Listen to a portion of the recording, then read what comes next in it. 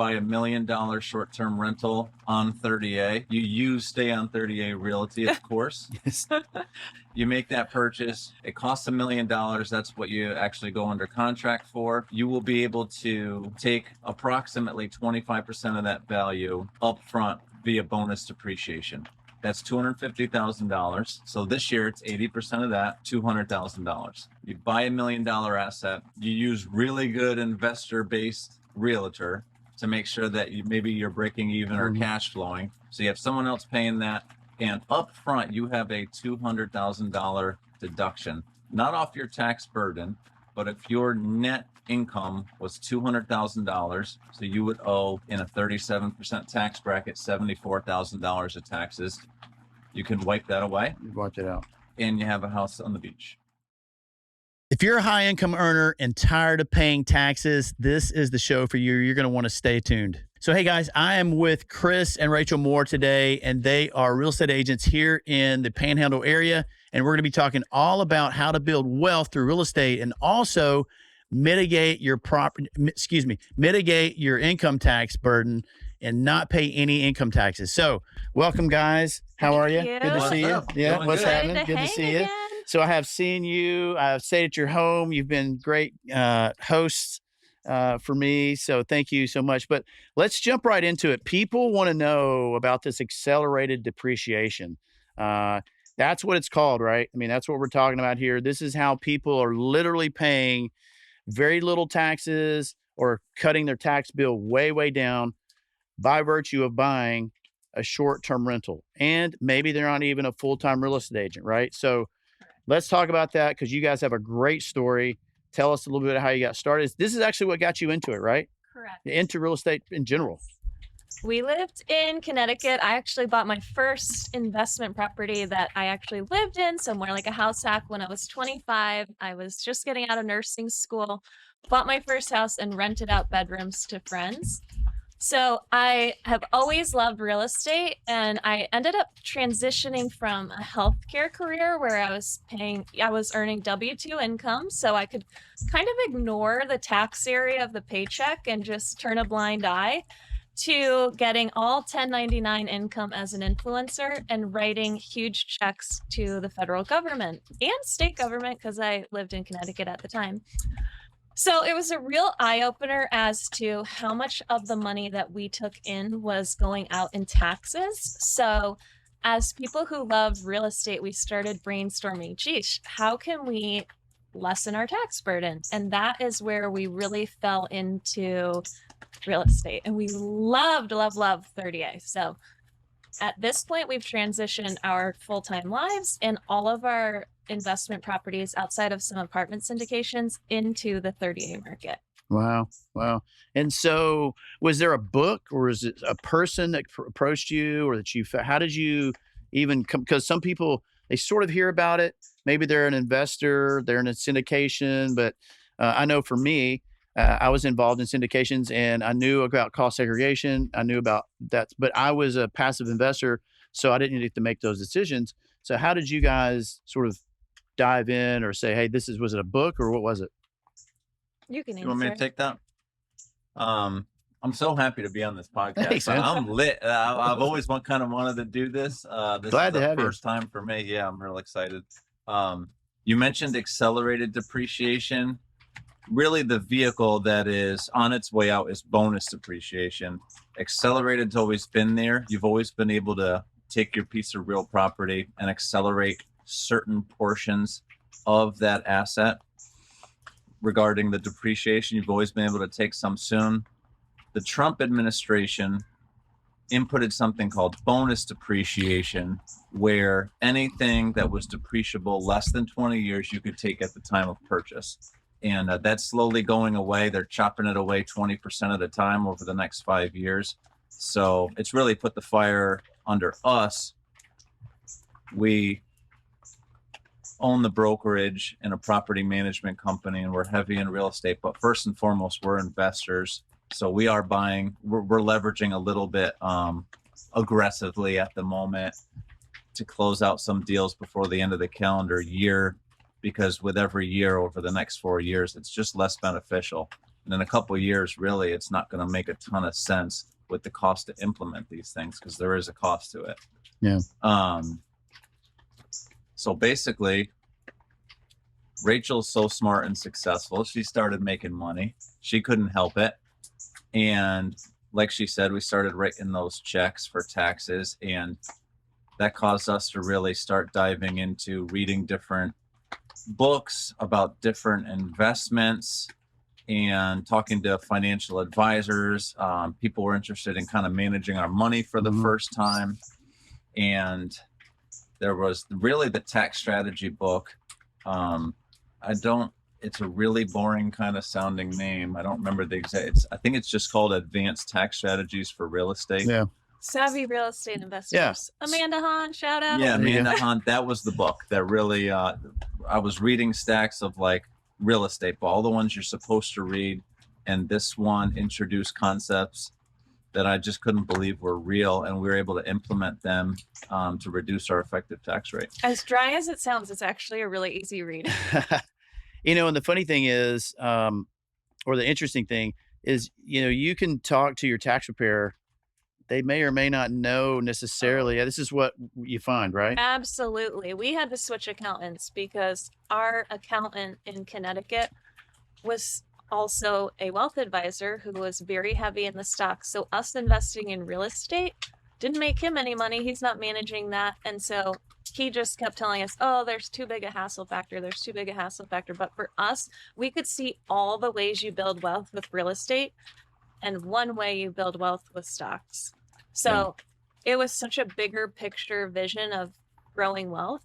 And we ended up having to switch accountants because there are not a lot of accountants who are really well read in all the deep nitty gritty loopholes of real estate. Right. And when you talk about CPAs, you talk about tax specialists, and then you have tax preparers who may or may not be a CPA. Regardless, it's really the tax specialists. We met through Brian Yormack, BAY Tax Services, and Brian really he doesn't do tax preparation. So he's not going to know about those. He's going to hand it to one of the people in his organization.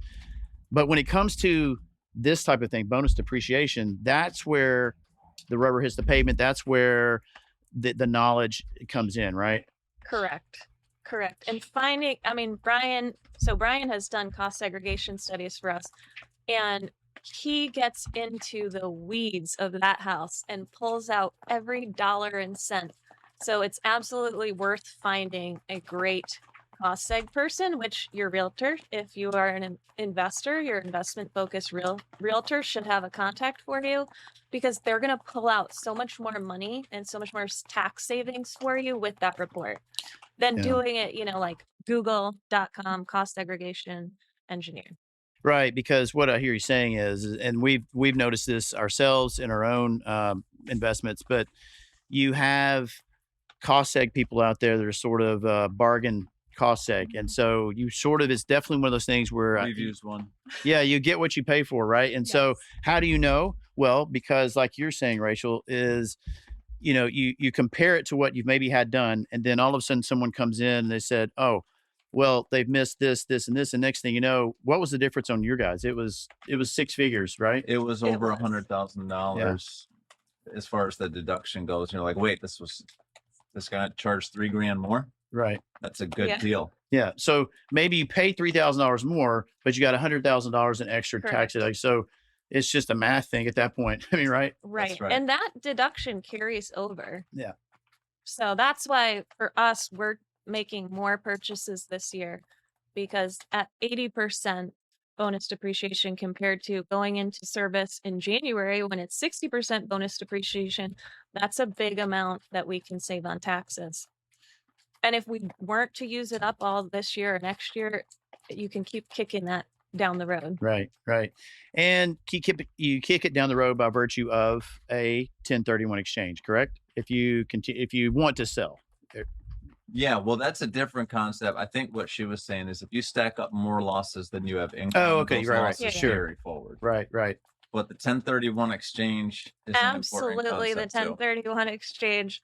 we call it kicking the tax can down the road. You're going to die owning a lot of real estate. It doesn't have to be the real estate you started with. It's like Monopoly, you're trading up. Mhm. What I could afford in real estate when I was 25 and started is different than now when I'm 41. You know, it keeps getting better. Right. Yeah. Right. Shout out to the kids. They're going to take it all down. So simplify it for those out there who may really not know. They just sort of high level heard about it, but describe kind of what we're talking about here when it comes to bonus depreciation and how it actually can offset your actual job, your self-employed job. You were an influencer, had money coming in, but you could be a doctor, an attorney, or something like that, W-2, or just a CEO. So talk about that. You want me to take that? Sure. I just talk about this all the time. It's my favorite thing to talk about. In a sentence, if you pick $1 million, this is a very common situation. You buy $1 million short-term rental on 30A. You stay on 30A Realty, of course. Yes. Okay. You make that purchase. It costs $1 million. That's what you actually go under contract for. You will be able to take approximately 25% of that value upfront via bonus depreciation. That's $250,000. So this year it's 80% of that, $200,000. So right now, you buy $1 million asset. Again, you use really good investor-based realtor to make sure that maybe you're breaking even or cash flowing. So you have someone else paying that. And up front, you have a $200,000 deduction, not off your tax burden, but if your net income was $200,000, so you would owe in a 37% tax bracket, $74,000 of taxes, you can wipe that away. You watch it out. And you have a house on the beach. There's Pretty nice. There's some nuance and qualifying for that, but the hurdles are very low because we're targeting short-term rentals. It's a whole special class with the IRS, and you don't need. We do this every day. The short-term rental loophole is kind of what people are missing and thinking they have to have real estate professional status. And with the short-term rental loophole, the amount of time that you need to put into the property, marketing, bookkeeping, painting or decorating, all sorts of things, material participation, it's so much lower and more achievable. Mm-hmm. You can still do it and have a property manager. Right. Yeah. Real estate professional is 1,500 hours a year. With a short-term rental, it's 100. Mm-hmm.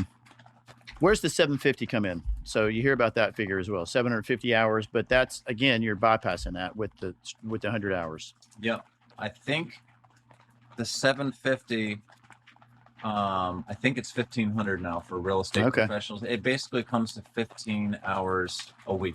Okay. And that's to hit that full status, which you don't need anymore if you buy a property where the average stay is 7 days or less. Yeah.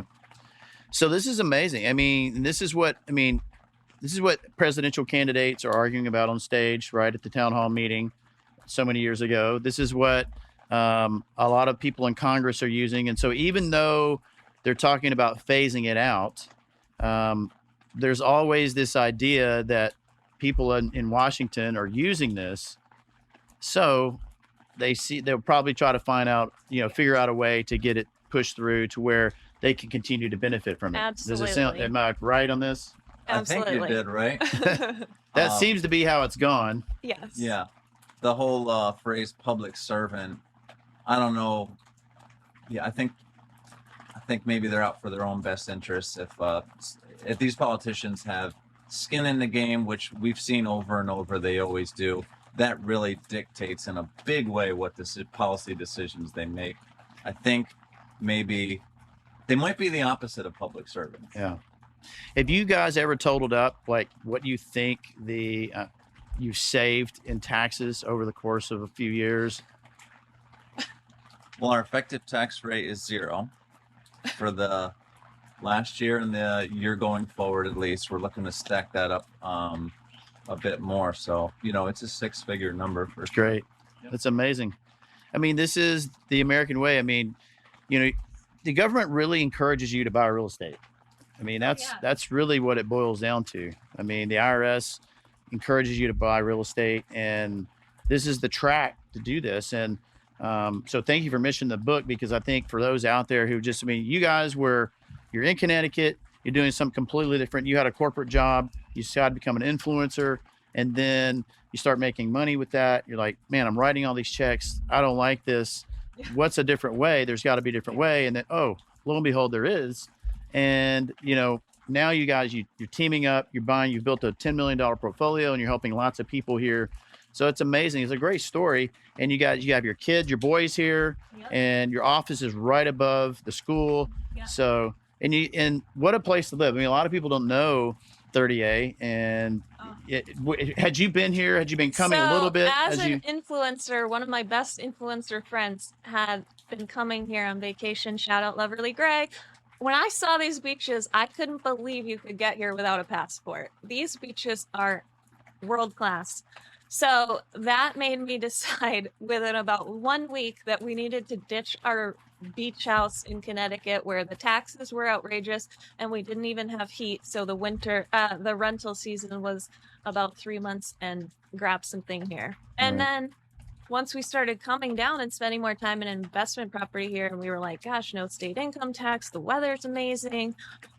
We love the people here, the energy, and so we decided to move down here. Okay.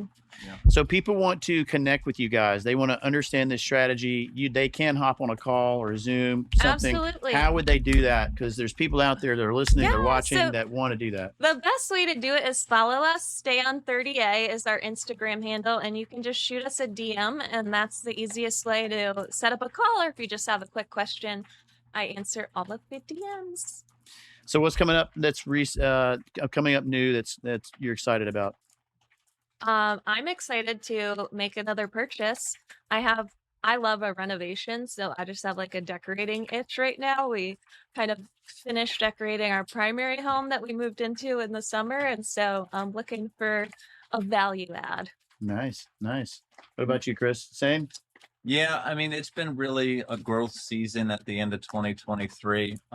We added a bunch of new team members, and we're basically just looking at, we've been taking down deals, and on the property management side, just adding clients, and really that takes time to really onboard each person in a proper manner and make sure we're doing a good job leveraging the social media. So it's 2023 going into 4 is really just growth time.